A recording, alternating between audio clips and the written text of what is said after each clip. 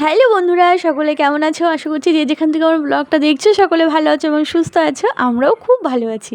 আজকের বারটা হলো শুক্রবার, আজকে তারিখটা হলো জুলাইয়ের, আজ হচ্ছে 31 তারিখ, মাসের শেষ দিন।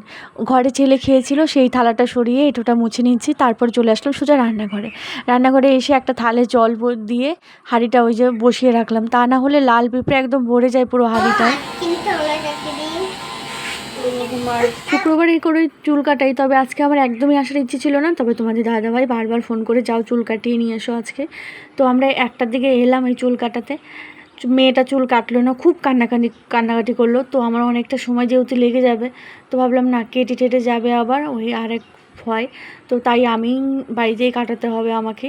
এখানে ওই যে যাওয়ার সময় আইসক্রিম খাবে, তো এদেরকে চকোবার দিলাম, আর আমি একটা এই যে কর্নেটো নিলাম ছোট।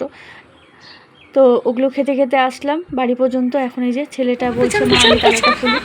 তো চলো বাড়িতে চলে এসেছি। বাড়িতে এসেই ছেলে মেয়েকে এই জায়গায় স্নানটা করিয়ে নিলাম।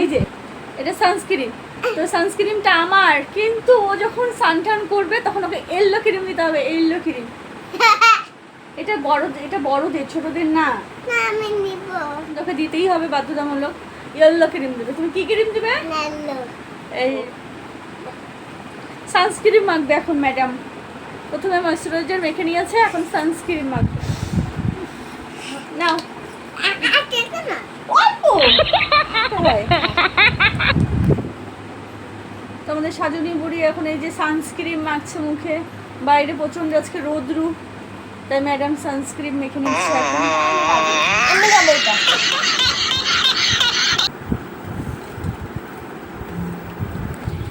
দেখো বন্ধুরা, আজকে আমি নিজেই নিজেকে একটা গিফট করেছি। এটা আমি চাল রাখবো, কত বড় এটা চাল রাখবো, হয়তো 15-20 কিলোর মতো আটবে, কি জানো 15 কিলো তো এটাই, বেশিও আসতে পারে, আইডিয়া নেই। তবে এটাকে এখন ধুয়ে রাখবো। সেখানে 15 কিলো আটে, আর 15 কিলো বস্তাই থাকে, তো সেখান থেকে শেষ হয়ে গেলে আবার ঢালতে হয়। মুখ টুক জ্বালা করে, তার বড় ঘষলে কিন্তু অনেকটা আরাম পাবে, রিল্যাক্স পাবে। আমার তো রোদরে গেলেই মুখটা একদম প্রচণ্ড, মুখ কান দিয়ে জ্বালা দিয়ে প্রথমে জলটা রেখে দেবে, তারপরে এরকম হয়ে যাবে। বা সেটাকে একদম হাতে না লাগবে ঠান্ডা, না লাগবে কোনো একটা দারুণ টিপস দিলাম তোমাদের, ঠান্ডা লেগে যাবে তোমার। তো তোমরা এই টিপসটা ফলো করবে যারা আইস দাও গালে। তো এদিকে দেখো সব জামা কাপড় শুকিয়ে গেছে। আমি এখন একে একে সব জামা কাপড়গুলো এখন ঘরে নিয়ে যাবো। আর ওপাশে আকাশটা কি সুন্দর লাগছে দেখো একবার।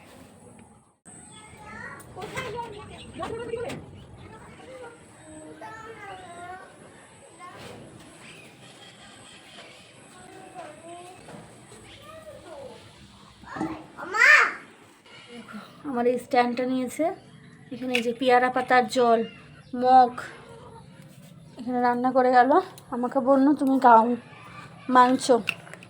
মাংসের তরকারি রান্না করেছে মেয়ে আমার জন্য। এই যে বিকেলে বেড কভারটা চেঞ্জ করে ছেলেকে পড়তে বসালাম, আর ভাতগুলো ভেজে রাখলে তাহলে পরের দিনও খাওয়া যাবে।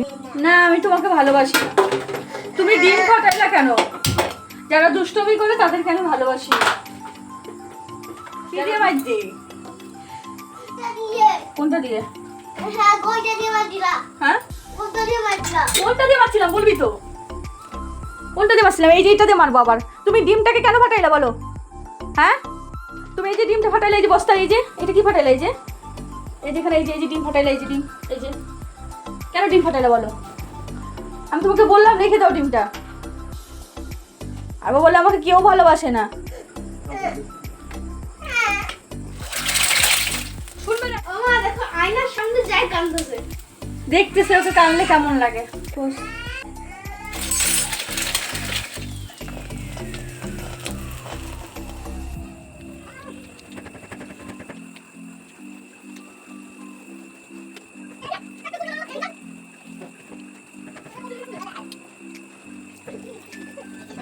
তোমাদের দাদাভাই ফোন করে বললো আসার সময় যে আমি তরকারি নিয়ে আসবো। বললাম ঠিক আছে, বললো তাহলে রাতে রুটি বানাই অল্প করে। এদিকে আমার দুপুরের ভাতটাও ছিল, সে ভাতটা কী করবো, সে ভাতটা পেঁয়াজ অল্প কালো জিরে দিয়ে ভালো করে ভাজলাম। আর এই যে তরকাটা গরম করতে হবে বলে এই ছোটো হাঁড়িটাই নামিয়েছি। এই দেখো কত ভাত ভাজা, তো ভাতেই হয়ে যেত আমার। লাস্টে আমি রুটি একদম কম বানালাম, আর রুটির সঙ্গে তো আমাদের পেঁয়াজ লাগবে, তার সঙ্গে আমার পরোটা ছাড়া তো একদম অসম্পূর্ণ। তরকাটা বেশ ভালোই বানিয়েছিল, তবে একটু ঝালটা কম ছিল, কিন্তু বেশ ভালো ছিল।